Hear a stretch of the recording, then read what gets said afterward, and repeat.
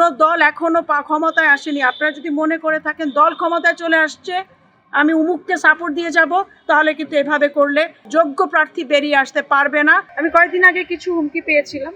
ওনারা যদি ভয়ভীতি দেখিয়ে ফেলেন, তাহলে আমার মনে হয় না এটা সুষ্ঠু নির্বাচন হবে বলে মনে হয় না। ধরে নেওয়ার হুমকি দিবে, মামলা দেওয়ার হুমকি দিবে, এটা হতে পারে। আমাকে নিরাপত্তা দেওয়ার দায়িত্ব সরকারের। আমি একা চলবো, আমি ভয় পাই না, আমি মরে গেলে মরে যাব। আমি কয়েকদিন আগে কিছু হুমকি পেয়েছিলাম। এখন আমি যেটা মনে করছি, যদি প্রশাসন ঠিক থাকে, আমার জয়ের আসার সম্ভাবনা অনেক বেশি। কারণ আমার সাথে আমার সাধারণ জনগণ আছে। আমি তো স্বতন্ত্র প্রার্থী, আমার তো নিজস্ব কোনো দল নেই। আমার যেটা আছে সেটা হচ্ছে, আমার একমাত্র শক্তি হচ্ছে আমার জনগণ।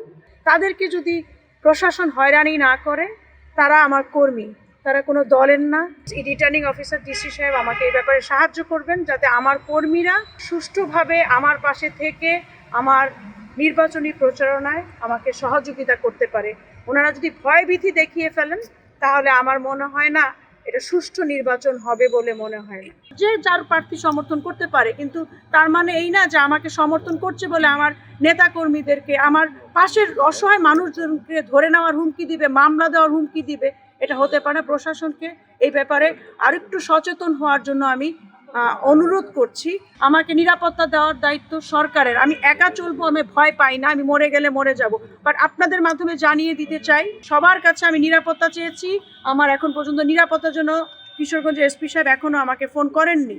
সিএসি সাহেব ওনাকে বলার পরেও আমি কালকে আসার আগে দিয়ে ওনাকে বলে এসেছি যে আমি কিশোরগঞ্জে আসবো, আপনার সাথে দেখা করব। উনি বলেছেন আসেন। তারপরে ওনার পরবর্তী স্টেপ কি হয়, উনি কি নির্দেশনা অষ্টগ্রাম ইটনা মিটামের ওসিদেরকে দেন, এটা উনি ভালো বুঝবেন। বাট আমি একটা কথা বলতে চাই, এখানে এতদিন পরে একটি সুষ্ঠু সুন্দর নির্বাচন হতে যাচ্ছে।